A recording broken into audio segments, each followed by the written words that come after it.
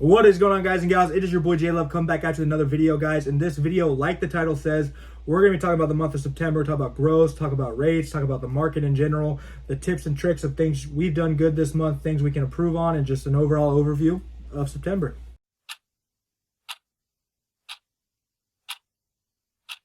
First off, thank you for being a part of this video. Thank you for being here. My name is J Love. We own the company Flash Love Logistics LLC. We've been around for about 2 years with active authority now, coming off October. A lot of you guys have probably seen my start in trucking. A lot of all of my trucking career. I've never been on the road actually as a trucker, but it's all documented on YouTube, and that's really cool. So if you guys go back, a year and a half, I only had my company for about 6 months then, but now we're coming up to 2 years. It's been an awesome experience, and I want to go over what the month of September has looked like, because I'm seeing a lot of people out there saying, oh, rates suck, market's dead, such trash, blah blah blah. And I want to go over real numbers that we've seen, guys. I never make these videos to gloat or talk about how we're better than everybody and like all the money we're making. No, this is true, real numbers. This is what we're doing this month. This is just what happened, right? And I'm just going to be real about it, right? The good and the bad. So we have 5 units on our company, guys. We have one semi truck. It's 2017 International Pro Star with a 48-foot trailer. That is an asset-based truck that is owned by Flash Love Logistics. And then we have 4 lease-ons currently.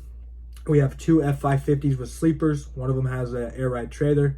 We have my guy Sean, who has an F450 and a 40-foot trailer. And we have my guy Eli, who has a F350 and a 40-foot trailer. So Eli can do about 18,000 pounds. Sean can do about 19,000 pounds. And then the F550s can do upwards of 22, but we keep them at about 20,000 pounds. Okay, so that is a setup, guys. Before I talk numbers, I always want to tell you what setups we have, what's making these numbers, because I don't want you to believe that you can go get an F150 and a 20-foot bumper pull and get on the road and like make buku dollars doing Hotshot, right? Which if you can, more power to you, but I just don't want to give that false narrative, guys. We don't do non-CDL Hotshot. These aren't non-CDL Hotshot setups. This is one semi truck and 4 CDL Hotshot setups that can haul over 17,000 pounds, or around at least 17,000 pounds is what I was trying to say. So the month of September, guys, we did $106,000 in growth this month between the 5 setups. One thing to note though is the semi truck was down for 2 weeks for AC problems in the month of September, and then Ruben, who is driving the white F550, which you guys have seen a lot of pictures of, it was down for 2 weeks in the month of September as well. So basically, I would say we had 4 setups going hard for the month of September. Obviously, guys are taking some days off. A couple of the guys, I think Eli had about 4 days off doing repairs. Sean had about 4 days off for, he had because Labor Day and all that stuff. So guys took some time off for Labor Day. Was it Labor Day? Memorial Day? Anyways, whatever holiday we had at the beginning of September. Anyways, back to what's important though. So we did 106, guys, and realistically, let's talk about the semi truck first. Obviously it's been a learning curve, understanding more the freight market for a 48-foot flatbed. I would have wished I bought a 53-foot flatbed just because, why not? But anyways, we got a 48-footer. Really what we've realized, guys, is you need to get the best possible rate leaving your house, right? We live in the Midwest, which is a blessing. We've had a lot of success out of northwestern Arkansas recently, like Bentonville, Fayetteville, Rogers, that area. We could pick up a good load paying $4 to $5 a mile going to like Seattle, going to Denver, going to California, which we don't really want to go to California, but we'll take it over to the West Coast, and then we'll come back from the West Coast, hopefully around $3 a mile or better. Sometimes we've been lower, about $260 or $270 per mile, which is not where we want to be, guys, but total for the weeks have been roughly, $8,000, $9,000, even $10,000 depending. But our average rate per mile still sets about, $3.50, $3.60 per mile, which is where I want to be on an average, right? Because I feel like a lot of people hyper focus about one load, which causes them to sit there and make no money. It causes them to be flustered, frustrated, just mad. And so it's mostly like, okay, we understand we can get the best possible load leaving, and then we might have to take a crappier load getting back, but our average is still going to be where we want it to be. And so I'm looking at averages over a long period of time, and that's what's worked out best for us. Now with the Hotshots, guys, a couple things we've recently seen. Our rate per miles have been good. It hasn't been like some months past. I know I haven't talked about it a lot, but a lot of the guys, especially the F550s, they've been able to average 320, 330 a mile. And then the smaller setups, are roughly about 250, 260 a mile. Now, a couple things we've noticed is a lot of the better paying freight are going to be the shorter runs. And so it's really important that we get into our head, like, okay, this is a good load. It's paying, $3, $3.50 a mile, but it's only going 200 miles, And then there might be another load that's paying $2.40 a mile, but it's going 600-700 miles, right? Each of those loads are picked that day and dropped the next, but how much money do you want to put in the bank? So it's a constant battle of profit margin and total gross, right? Because you want to have a good profit margin, but you also want to have a high total gross. Like if you guys just did $5 a mile, getting paid $500 on 100 miles every day, you only did one a day, you're only going to make $500. I mean, obviously with 100 miles, you could probably do more than one, but your profit margin is going to be really high because you're not spending that much fuel, everything, but your total gross is going to be pretty low. So we have had the battle of gross versus profit margin. Some guys will have to stick, $800 load for the day, but we're always trying to get a bigger load the next day, but also keep our rate per mile up. So that's kind of been a battle a little bit recently, and I think, the market definitely has a play in that. Another thing is we've been calling on every load, guys. That is something that's super important. Beforehand, personally in my mind, when I tell people is like, if it's not even close to where you want it to be, don't waste your time. But we've seen recently that these brokers a lot of time are getting flustered or frustrated with a lot of the trucks that are out there, and when they're hiring these cheaper trucks to move this freight, they're having a lot of problems, right? So what we like to do is I'll call on a load that's maybe paying $1.60 a mile, and I'll say I won't be able to do it for this rate, but this is where I'd be on it. I have a guy, and then I tell them every reason why they should take us, right? And this is what Trent does, and he's really good at it.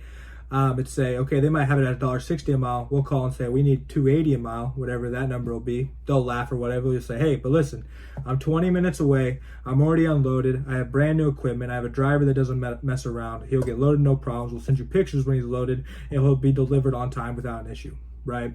And then they might say, oh, we can't do it for that. And they might let you go. That's no problem. You spend your 10 seconds with them, you're on to the next. But it has happened. It happens a lot, guys, where those people call us back after 15 minutes, 30 minutes, maybe an hour. And they say, hey, is your truck still available? And they say, what's the actual best number you can do? And then you kind of get into haggle, but before you know it, that load went from $1.60 a mile to $2.50 a mile. So these brokers need to know that those trucks are there, and what prices we want to be at with that freight, right? And so that is an important aspect that we've been working in, to really make any load work that can work, if that makes sense, right? Because beforehand, right, you have more of an influx of loads, and so you don't even waste your time calling on the cheap freight because it's cheap, because that good load's going to be popping up. But sometimes when it doesn't, you want to make sure that every broker is posting loads on that load board knows that your truck's in the area and how much money you're needing to get paid to move that load, right? So that is a very, very important aspect of that. It's something we've been doing. Another thing we've been doing, guys, is staying patient into the later hours. That's something that, we've gotten used to, having a load pre-booked for us the next day. We've gotten used to, having a load by 8, 9 a.m. But sometimes, for example, had Ray up in Iowa, middle of nowhere, on a Friday. Fridays get a little stressful because you definitely don't want to be sitting over the weekend. And it was about 11 a.m. We had been on the phone from like 9:30. It was 11. He was stressing. I was kind of stressing, but I was trying to keep, the mood light. It's like, late hour warrior, the load's gonna pop up, we're gonna book it, right? And so we're just talking. It gets about noon by this time. And I see this load pop up, and it was paying like $3.70 a mile. They were asking for a Hotshot. It was 17,000 pounds, and it was 170 miles from us. It was going up to Nowhereville, Minnesota, but that was the load. And I call on it. It was PLS. We use them a lot. And I said, hey, what's the details? They're like, we need a truck there as soon as possible. I said, I got a guy that can be there in 2 hours. And they're like, I was like, does that work? And he's like, yeah, that works. And so we booked it. Ray got there. When he needed to get there, he got loaded, delivered the load on Monday. We got paid good. After the deadhead, it was about, I think it was like $2,100 on. It was like $290 a mile after deadhead.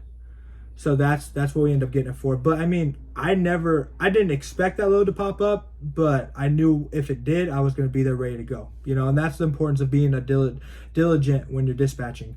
I know the guys, Braden and Trent, my two dispatchers, are out there killing it, being diligent on the boards. And that's a big part of the success we have, are our dispatchers and how hard they work and how diligent they are. being on the boards. But being patient in the later hours, I think, is very important. Staying diligent on the boards during the times that you might usually not be looking at the boards, right? You might be the type of guy, hey, it's after 10:30, I'm just not even going to look anymore, right? But minute we book that load, and I kind of have a rule now that we've been stretching a little bit with it, is I don't like to book another load until I know he's on site and he knows he's going to get loaded, right? Because I don't want to have to cancel 2 loads instead of just canceling 1. I don't want to make promises to a broker that I don't know if I can keep yet, right? So we've been flexing that a little bit by asking the right questions, being on the same page with the broker, 100% saying, hey, is he going to get loaded for sure? How many times do you guys move this freight? Have you used this customer before? Are we sure they have the equipment needed to load us? And if they're very positive about that, we're already on the boards looking for the next one. We're already on the boards looking for the next one anyways, but now we feel in a better position to be able to book that next load and not wait till we get the go-ahead from him and know that he's loaded and on the road. So that's a couple different things we're doing to really help us out, guys. But, I think the rates are still out there, guys. Honestly, we've been seeing good rates, but they're becoming fewer and far between. And so we need to be diligent. We need to be on the boards. We need to be looking when we need to be looking. We need to be pre-booking when we can pre-book. We need to be calling on everything. A lot of that has been helping us out, right? But, we could say we did 106,000 with 4 setups, you're right, with the guys that were broken down. That's what, $25,000 a setup, $26,000, $27,000 a setup, give or take on average. Now, obviously, not everybody did 27,000 each setup. That's just an average, but it just shows the consistent nature of the system and how it produces, right? And that's, to me, is the most important thing. It's not about having just one big week or one big month. It's like, what kind of year can we have as a whole? What can I provide for my lease-ons so that they're making the most amount of money possible? What system needs to be built? And sometimes it's hard. I try to be humble about it and say, if I'm the problem, let me know. If it's a dispatcher, if it's the system we've built, if it's the ELD, if it's the fuel card, let's talk about it.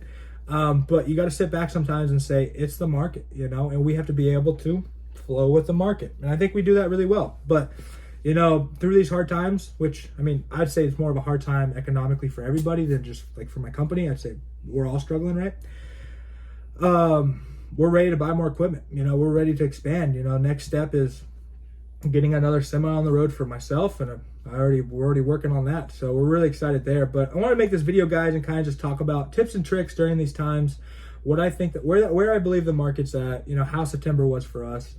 And it was a solid month, guys. It was a month that we all needed, and I think it was a good learning experience for all of us in saying, like, okay, we're going to go into this winter, into these fall months, and just keep killing it, keep the ball rolling. Because once you have that ball rolling, guys, keep the momentum going. But once you stop it, sometimes it can be hard to get it back going. But I think the market's all right. Fuel's going back down.